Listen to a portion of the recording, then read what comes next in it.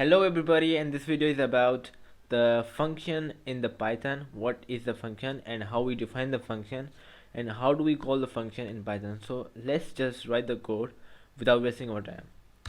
So first of all, we have to learn how to define the function.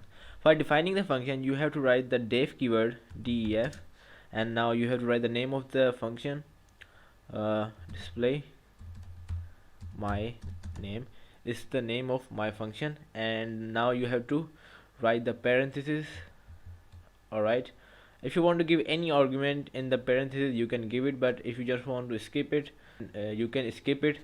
It just depends on your need and how you want to define your function. So for now I don't want to give any argument to my function. So after that you have to write the colon, and after the colon, when you hit the enter, your code body will be started.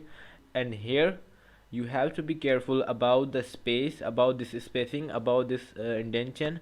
Alright, so let me just write my code body. This is an optional thing, but if you want to give it, you can give it after defining the function like this. When we start the code body, you can give it a kind of documentation of your function, that what your function is all about. So it is a kind of string documentation. If you want to give it, you can give it. If you want to skip it, it's alright, doesn't matter. So I want to give it.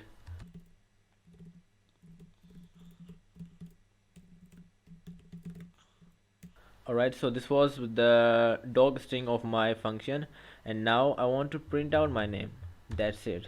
Alright, when you want to exit from the function, you have to write return.